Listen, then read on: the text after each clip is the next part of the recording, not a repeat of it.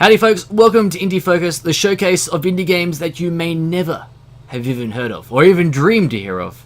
Today we have ourselves Quarries of Scred, made by my good friend Darkest Kale. I will definitely link him down in the info section of this video.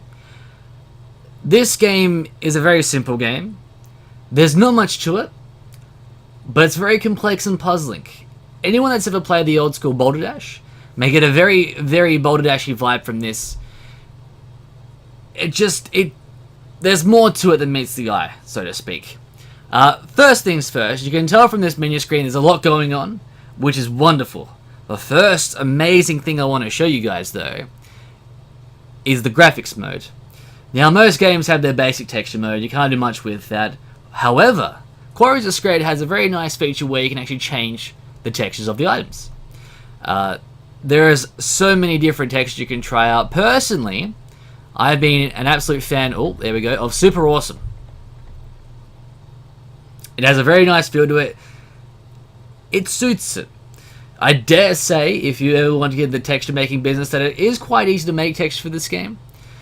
There's few and far blocks in between. It wouldn't take very long to make it. There's a difficulty mode you can choose. So, based on what difficulty you choose, if you choose hard, it just means the items will fall faster. Easy kind of gives you a bit more time, a bit more leniency before you die from getting squished. Pretty straightforward. Game mode. We're doing normal at the moment, but you can muck around with a bunch of different game modes. There's a 60-second challenge, which basically lets you try and gather the biggest score you can in 60 seconds. It's pretty straightforward, of course. There's the 120-second challenge, which is just the double of the 60. There's darkness mode. Never tried darkness mode, but obviously it can't be good because it's darkness. And then there's normal. Another really nifty feature of this game, amongst other indie games these days, is a daily seed. It's basically just a daily run where you can compete against everyone else on the same seed and try and get the largest score. So it's a good way to compete against friends. You can actually tweet it out when you finish it and then compete with everyone else. It's a very, very nice feature added to the game. So after all that, let's get started. Let's see what this game is all about and try and get good at it, of course. So there's our welcome screen. This is Bob, a terrible human being. Bob owes a lot of money, probably from drugs, and has been forced down to the Quarries of Scred to find wealth to pay his debts. Help Bob. Straightforward, very to the point. Acquire and refine gems and dirt ore. Dodge rocks and ranklers. Oh, you don't know what ranklers are. Whew, we find some of them, we're probably gonna get killed by them. Blast obstacles with mines and lasers. Acquire a teleporter pass and escape. Help Bob, he swears he'll be good.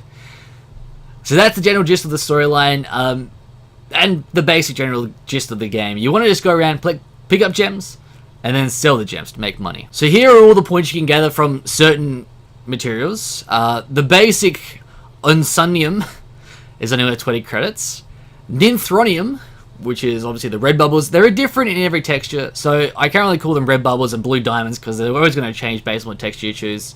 The Songlasia, which are valued at 2,000 credits, are actually really, really cool because once you escape the level and obviously gather up your score, it multiplies it based on how many you've found. They're quite difficult to obtain, but the more you obtain, the larger your score is going to be.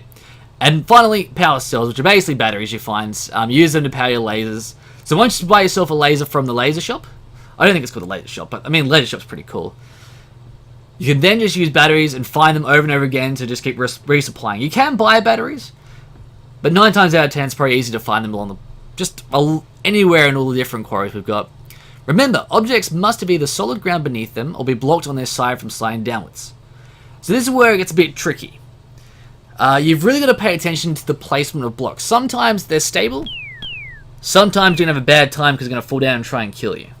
So up here's Bob. It's a very basic control scheme, left, right, up and down. There's not much more to that. This is our refinery here. This is Yog's Dirt Refinery. You can actually collect dirt and sell dirt. So the more exploring you do, the more points you're going to gather. The idea of this game is to gather enough points to buy yourself a teleporter and then escape. That's it. That's all you need to do. Very simple. But the true challenge of this game lies in how big your score can be when you escape. Now, you can get a giant score and then die and you get a false completion, or you can get a giant score, run away with all your money, and start a brand new life as Bob the Rich. Now that sounds cool, right? You gotta try and make it happen. So this is a very, very, very basic first quarry. There's probably about like 6 to 9 quarries in total. I'm not too sure on the amounts. I played this game many a times, I still don't know. There are a few enemies here and there. You gotta watch out for bats. Now bats are pretty simple, they only move up or left and right. They just kind of bounce between each other. They don't have any sort of crazy AI that will follow after you and try and kill you. So as long as you play it very simple, they're quite easy to maneuver. If you are clever enough, you could even block them into certain areas. You could even, if you're very, very ballsy, try and throw a rock down on top of them. You must make sure that the rock's thrown down with some force, because they sometimes act as an object that doesn't actually have anything to do with rocks. It just sees the rock and just go stuff it, forget about it, move on. It's just all about being clever in this game. You might see sometimes that I'm moving against rocks and pushing them out the way. Sometimes it's a good thing, sometimes it's a bad thing. They can get in the way and block other entrances. In that case, you'll need lasers or mines to break through. Or you can just try and cheese it and go through a very, very tight gap.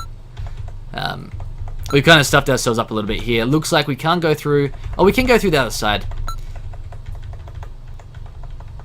When you see a gem underneath a rock, just forget about it, okay? Move on, find something else to do with your life, just don't even think about it anymore, because it's gone. There's no way you're possibly going to get it back. We haven't found ourselves any ranklers yet.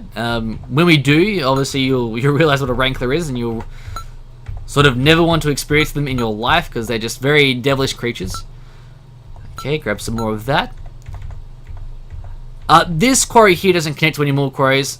Most of them that do actually connect, you either see like a hole in the bottom or a hole in the side. I don't think any of the quarries on the top level actually have a hole in the side. It's most just quarries on the bottom floors. The bottom 2 floors, of course. Okay, so that's a pretty good first trip. Let's go back to the refinery. Let's sell our stuff. You want to make sure that you go very slow climb up this place. Because all it takes is one slip of the finger and you're dead. That's all it is. That's all it takes. We'll make the most of our dirt. Dirt can be a very nice commodity. Okay, so here's our next key to press. Very simple. You're not going to be using like all your hands to try and break things. These are the drone shop. These act as extra lives. So if you buy yourself a spare drone, you've got an extra life. So if you get squished by a rock or killed by an enemy, I don't believe you can get squished by a gem, which is a bit different than the old school boulder dashes. Or the boulder dash eye, if you want to talk in plurality. Here's our main refinery. This is where we sell our unsunium and ninthronium, which are basically our blue diamonds and red circles. So we got ourselves 2,752 credits. That's not too bad so far. As you can see below in the top left-hand corner, they do have all the amounts of what you've got at the moment. Right now we've got nothing because we sold it all. That's pretty straightforward. You can grab a lot of junk. It's probably a better thing to grab a lot of junk, dirt being that sort of junk. Here are our final 3, well, I guess our final 3 places to buy stuff from. So first things first, this is the tech shop. This is where you buy your lasers, your remote refiner, and a gravity inverter. A laser's a very nifty item to have. It shoots a laser beam 4 blocks in either the left or the right, depending on what you choose, and can pretty much destroy anything, except for obviously the outer walls, because that's just, you can't touch that. You don't touch that. That's just silly. Why would you even bother doing that? The remote refiner I've never used, but I'm hoping that just means that it would refine what you've got on the spot, which is pretty cool too. The gravity inverter, once again, not too sure what that means. I think it might mean that everything just flips around. If that's the case, stuff that, because I'd probably screw it over. This is where you buy all your mines and your flares. I'm guessing flares only really have a use in the darkness places, not as much in these ones. I'm not too sure. Yet again, play it for yourself and test it out. And here is the big kahuna right now. This is where you buy your teleporter. Now, a teleporter only costs 7,500 credits. Very cheap.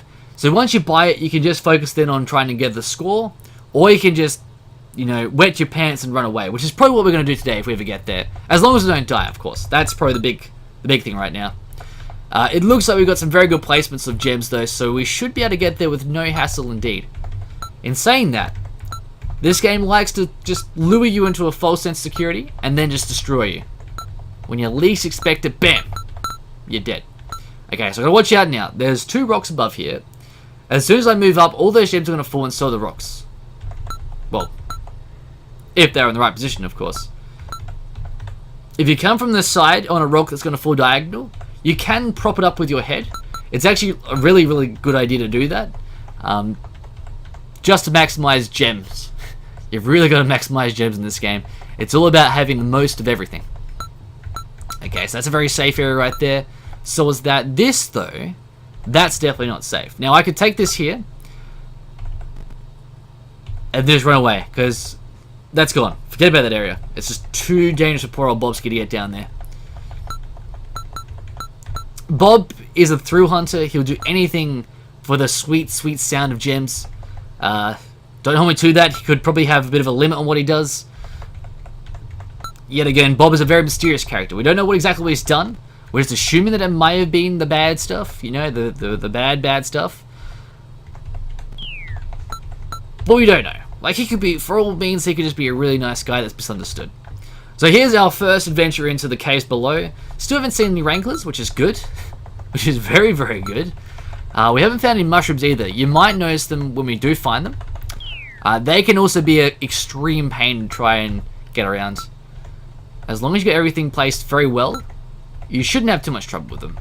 But at the same time, it's just good to be safe, you know? It's just really good to be safe. Okay, so there's another down skis, but no more of anything bad.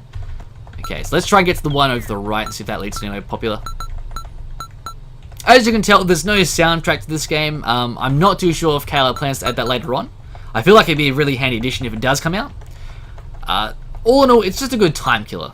Like, I don't expect a AAA game title that's going to put hours and hours and hours of story into your face and just make you want to play over and over again. This is like playing Minesweeper. It's like playing chess. You just want to kill time with it. It's a good way to compete with your friends as far as time killing goes as well. It's something you can play once a day just to kind of improve on, then put it aside and come back to the next day. It's a game that gives you a lot more choice what you want to do with it. You're not expected to come back every day. You don't get punished if you don't come back every day. You're just welcome to enjoy the game at your own pace. But you don't want to go too slow, otherwise something will fall on top of you and probably squish you. Yeah, that's just general knowledge right there. Okay, so we've cleaned up most of this place here. We should almost have enough for the teleporter, I reckon.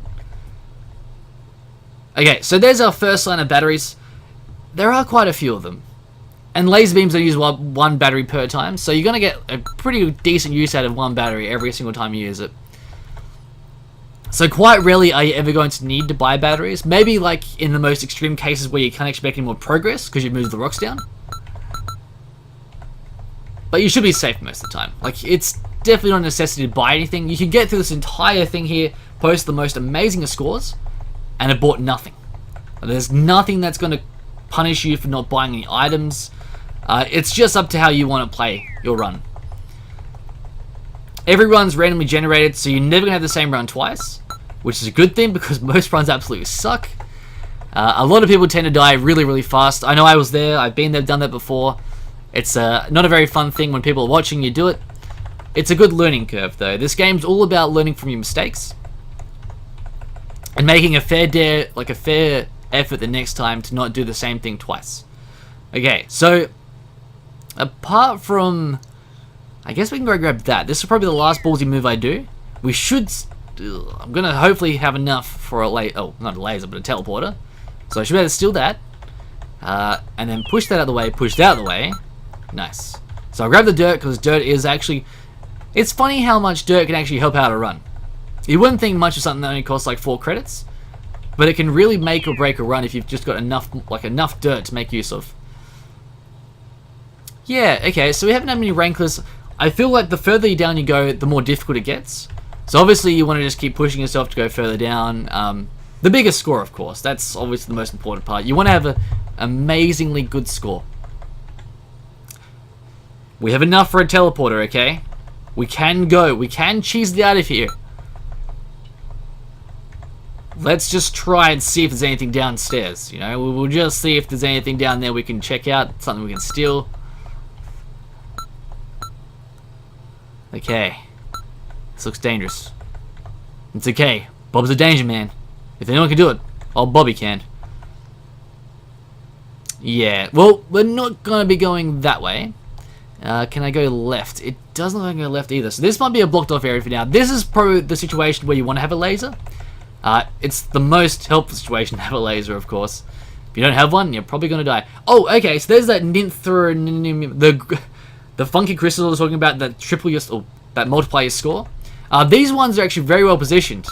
Most of the time they have like a giant rock that will fall down and destroy it, or some like weird creature that will fall down and destroy it.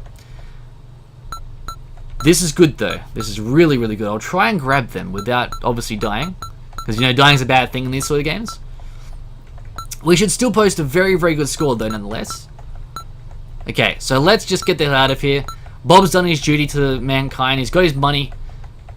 Time to head back to society, live in the wealth of all the riches I've gathered, and become a brand new man.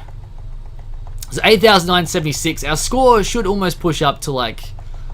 Oh, it should push up to a really good number. Okay, so we're going to purchase teleporter with 1. And I reckon it's L? Oh god, I've forgotten the button for teleporter. I guess it's T. Oh no, we've forgotten the buttons. This is why you pay attention to stuff in games. Okay, so we've got ourselves the escape button. It'll hopefully save us here. Obviously, it's all basic, just basic stuff.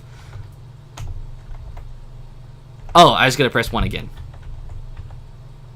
Oh, I pressed 2. Maybe I pressed 2. Oh, I gotta press 2. There we go. Wow, this is why games are very simple. They're so simple I can't effectively play them. So this is how you beat the game. There's no extreme completions you need to do. It took me 12 minutes to get a run done. Not a bad run, really. Not a bad run.